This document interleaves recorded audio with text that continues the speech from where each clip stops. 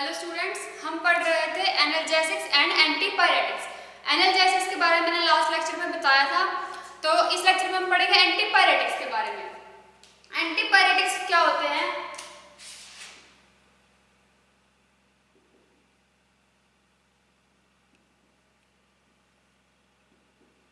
Antipyretics, आप लोगों ने पायरोजन नाम का कंपाउंड सुना होगा, सब्सटेंस। पायरोजन एक ऐसा सब्सटेंस है जो डिराइव होता है dead part of the micro organism. जो माइक्रो ऑर्गेनिज्म के डेड पार्ट्स होते हैं वहां से रिलीज होता है pyrogen. Pyrogen is the substance, हम लिखेंगे pyrogen are the substance derived from the dead part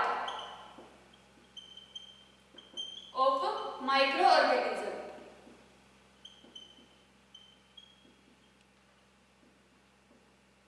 microorganisms के जो डेड पार्ट से जो हमारे पास मिलता है वो होता है पायरोजन, जो एंटर्स करता है बॉडी के अंदर। क्या करता है फिर ये पायरोजन? एंटर्स करता है बॉडी के अंदर,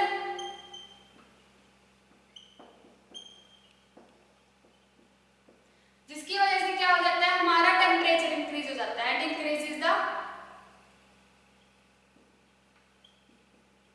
टेम्परेचर। क्या कर देता है? टेम्परेचर इंक्रीज कर देता है। तो पायरोजन की वजह से क्या हो रहा है? टेम्परेचर इंक्रीज हो जाता है। उसको हम क्या बोलते हैं? पायरेक्सिया। पायरेक्सिया, जब टेम्परेचर इंक्रीज हो जाता है, वैसे हम उसको फीवर भी बोलते हैं लेकिन उसको पायरेक्सिया भी बोलते हैं। पायरेक्सिया क्या होता है? बॉडी टेम्परेचर जब इंक्रीज हो जाए, इंक्रीजेस बॉडी टेम्परेचर को हम बोलते हैं पायरेक्सिया। अब इन सब को ट्रीट करने के लिए, टेम्परेचर को कम करने के लिए यूज की जाती है antipyretics.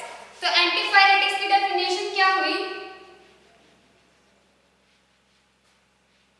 Antipyretics are the drugs which lower the raised body temperature, जो बॉडी टेम्परेचर को कम कर दे, जो हमारा बढ़ा हुआ टेम्परेचर उसको कम कर दे, and bring it to the normal, जो नॉर्मल टेम्परेचर पे ले आए उसको हम बोलते हैं एंटीपायरेटिक्स। क्या लिखेंगे हम इसकी definition? The drugs which lower the raised body temperature and bring it to the normal is known as antipyretic drugs. अब इन ड्रग्स का क्या होता है? कोई इफेक्ट नहीं होता अगर नॉर्मल बॉडी टेम्परेचर हो। अगर नॉर्मल बॉडी टेम्परेचर है तो फिर ये एंटीपायरेटिक्स ड्रग्स कुछ काम नहीं करती। जब हाई बॉडी टेम्परेचर हाई हो रहा हो तब क्या करती है? लोअर लाने का काम करती है बॉडी टेम्परेचर को। इसलिए क्या होती है, जो हाइपोथर्मिक एजेंट्स है, एक होता है हाइपोथर्मिक एजेंट्स। हाइपोथर्मिक एजेंट्स क्या करते हैं?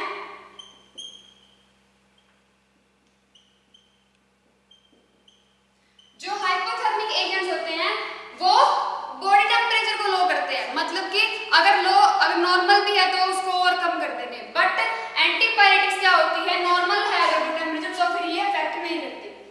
जो नॉर्मल बॉडी टेम्परेचर है फिर इफेक्ट नहीं करती। इसलिए किससे डिफरेंट है? जो हमारे पास एनाल्जेसिक्स है, नार्कोटिक एनाल्जेसिक्स है, उनसे ये डिफरेंट है।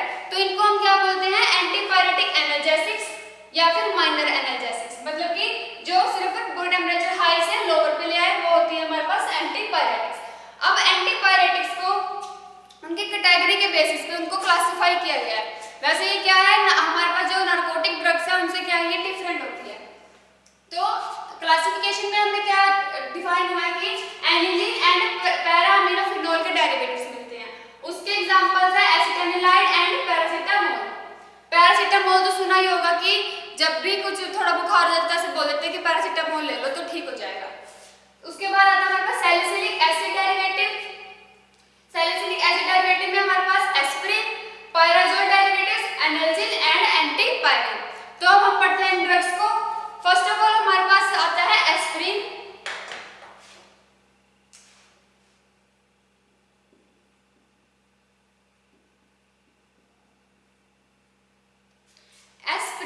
एस्पिरिन का मतलब क्या होता है? एसिटाइल सैलिसिलिक एसिड का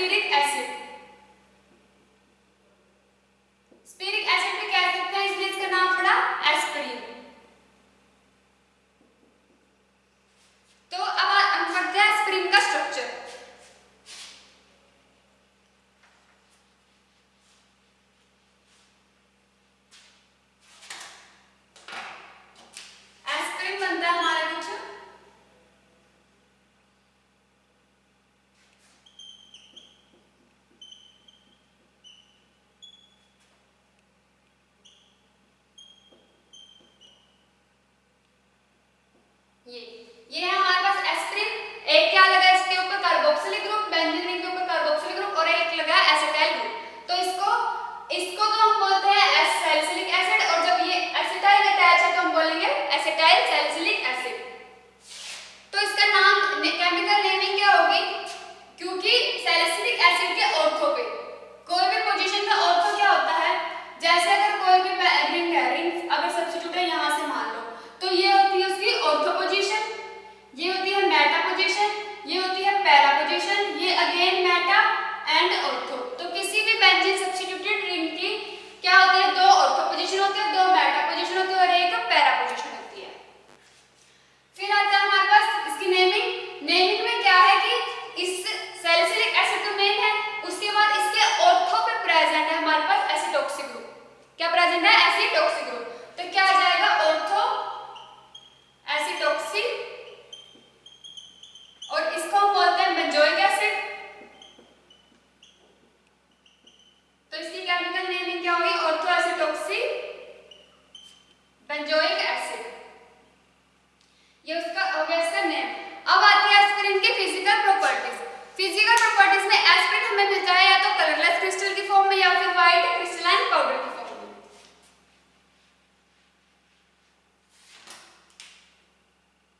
प्रॉपर्टीज, कलरलेस क्रिस्टल और व्हाइट क्रिस्टलाइन पाउडर।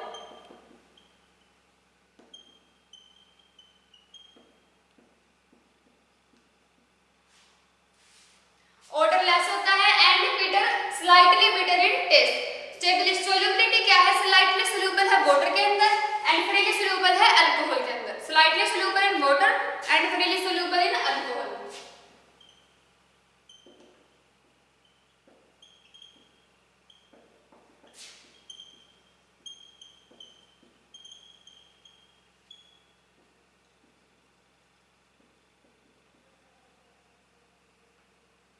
अल्कोहल के अंदर क्या होता है, ये फ्रीली सोल्यूबल होता है।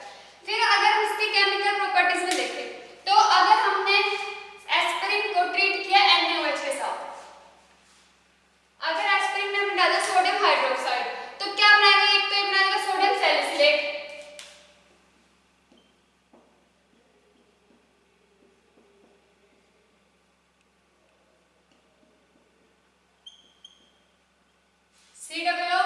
Na सोडियम सैलिसिलेट एंड यहाँ पे आ जाएगा OH, इसको हम बोलते हैं सोडियम सैलिसाइलेट। तो जब NaOH के साथ रिएक्ट करेगा तो OH तो यहाँ पे अटैच हो गया एंड सोडियम यहाँ पे अटैच हो गया, तो एक्स्ट्रा में हमारे पास क्या निकलेगा, sodium acetate plus CH3 N, ये है हमारे पास सोडियम एसीटेट।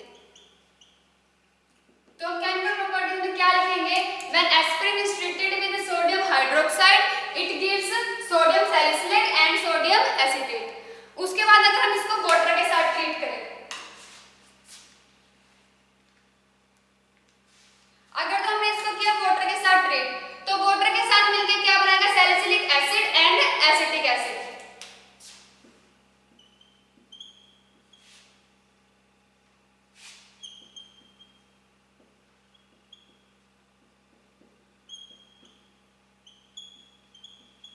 ये क्या है, salicylic acid and this is acetic acid.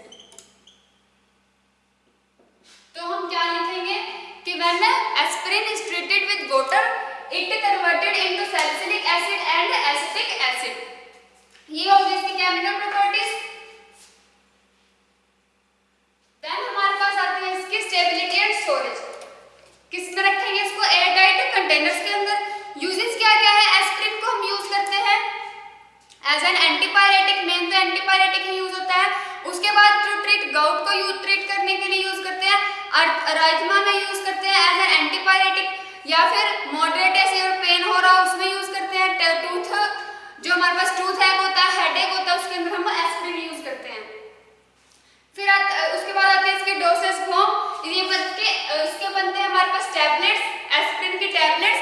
Aspirin mix होके विद सोल्यूबल एस्पिरिन की क्या बनती है, सोल्यूबल एस्पिरिन, ओनली एस्पिरिन की टैबलेट्स, एस्पिरिन की टैबलेट सोल्यूबल मिक्स होकर कैफीन के साथ, उसकी टैबलेट जब वो कैफीन के साथ मिक्स होकर बनाता है तो उसकी सेडक्शन प्रोसेस है वो और भी ज़्यादा कम हो जाती है, क्योंकि कैफीन क्या करता है हमारी जो हमारी नींद है उसको उड़ा देता है। इसलिए बोलते हैं ना कि जब कॉफी पीते हैं तो हमारी नींद उड़ गई, तो क्या होता है एस्पिरिन कैफीन के साथ मिलकर उसकी टैबलेट्स बनाता है। एंड ये हमें मिलता है किस किस नाम से, ब्रांड नेम्स क्या क्या है इसके, एनासिन, एस्प्रो, एनासिन, ये आपने नाम सुने भी होंगे जब हम टैबलेट्स लेने जाते हैं, कोई भी सिंपल, एंड मेजोरल, ये क्या है इसके ब्रांड नेम्स है। उसके बाद हमारे पास आता है पैरासीटामोल।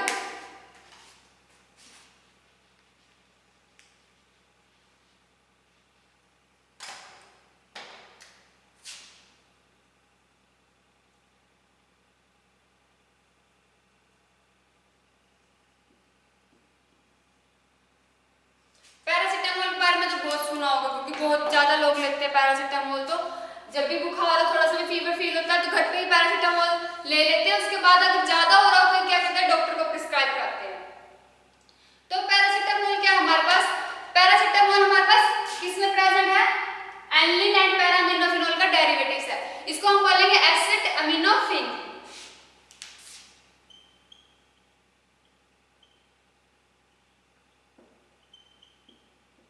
क्या ये एसिड अमीनोफेन, ये पैरासीटामोल होता है। पैरासीटामोल का स्ट्रक्चर,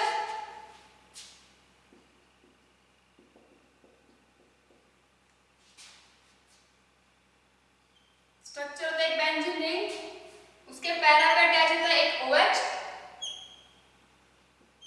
NH, CH3। ये है पैरासीटामोल का स्ट्रक्चर। कैसे, पैरासीटामोल देखो कैसे आया, ओल का तो OH आया हुआ है, पैरा पे पोजीशन पे प्रेजेंट है तो पैरा, पैरा और ओल समझ आ गया। एसिड कैसे आया, क्योंकि ये क्या प्रेजेंट है, acid group, C double bond और CH3 को CH3 C double bond O, इसको हम बोलते हैं एसिड, एसिड ग्रुप। अगर तो प्रेजेंट हो OH तो होता है एसिटिक एसिड, अगर सिंपल प्रेजेंट हो H तो एसिटाइलाइड, एसिटाल्डिहाइड, क्योंकि ये एल्डिहाइड होता है, CH क्या होता है एसिटाल्डिहाइड। अगर प्रेजेंट हो CH3 तो ये होता है एसीटोन। तो यानी कि इस ग्रुप कंपाउंड हम क्या कह रहे हैं, एसिड। उसके बाद एक प्रेजेंट है NH, NH के लिए हम यूज करते हैं, NH क्या होता है, NH2 क्या होता है, अमाइंस, क्या प्रेजेंट होते हैं इनको बोलते हैं अमाइंस, तो अमाइन का N यूज किया हुआ है। तो पैरासीटामोल समझ आ गया कैसे होता है, बट इसकी केमिकल नेमिंग क्या होगी, केमिकल नेमिंग होगी para hydroxy acetanilide, para hydroxy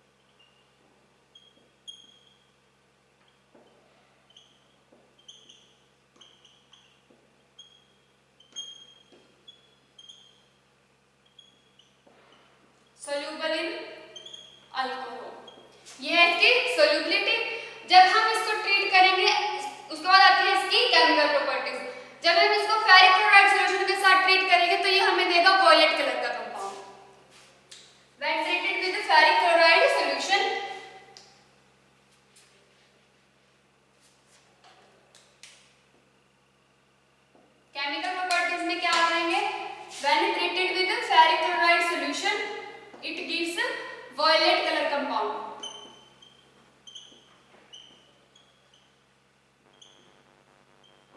violet colour का कंपाउंड। फिर हमारे पास आता है, जब वॉयलेट कलर का कंपाउंड बन गया उसके बाद हमारे पास आती है इसके यूजेस। यूजेस क्या क्या होंगे, इसको हम एज एन एंटीपायरेटिक यूज करेंगे, और जब हमारे पास मॉडरेट या सीवियर पेन हो रहा होगा तब हम इसको यूज करेंगे। एंड जब हमें क्या करना हो, नॉर्मल टेम्परेचर से मतलब हाई टेम्परेचर को नॉर्मल टेम्परेचर लाना हो तब हम क्या यूज करेंगे, पैरासिटामोल। उसके बाद हमारे पास आती है इसकी डोसेज फॉर्म क्या क्या है।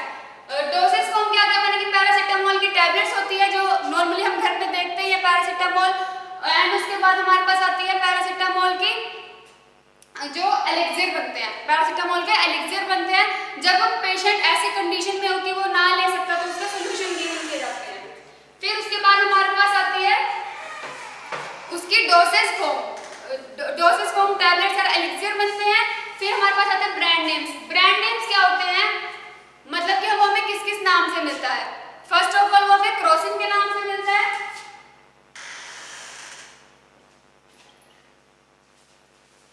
Crocin, Metacin, Crocin, Metacin, Calpol and Paramol इड्यूलर।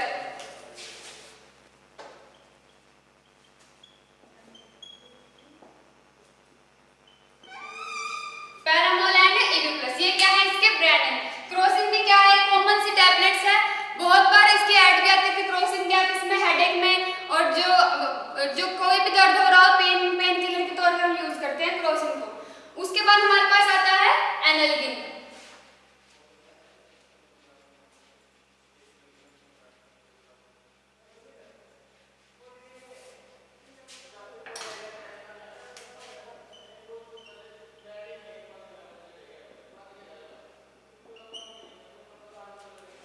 एनाल्गिन क्या होता है, एनाल्गिन में हमारे पास कंपाउंड है पायराजोल डेरिवेटिव। पायराजोल डेरिवेटिव इसको हम बोलते हैं मेटामिजोल।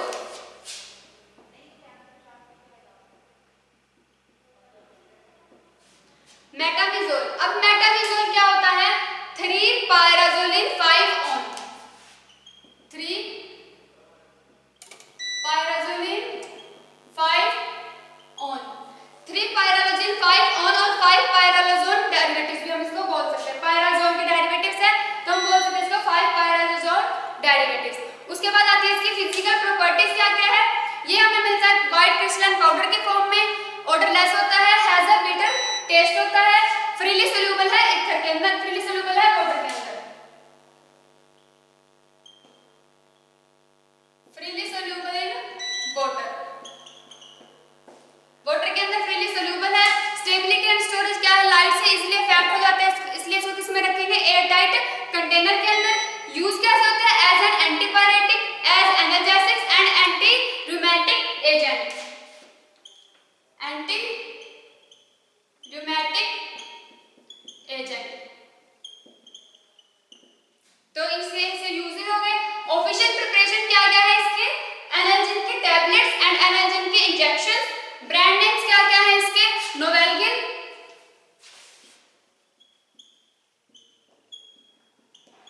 नोवेल्गिन के नाम से मिलता है, एंड ऑक्सेल्गिन एंड इब्यूलोज।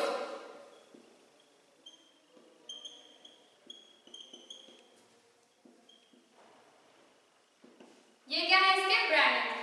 तो स्टूडेंट्स यहाँ पे हमारा एंटीपायरेटिक्स खत्म होता है, हमारी ये unit analgesics and antipyretic chapter यहाँ पे खत्म हो रहा है। Thank you.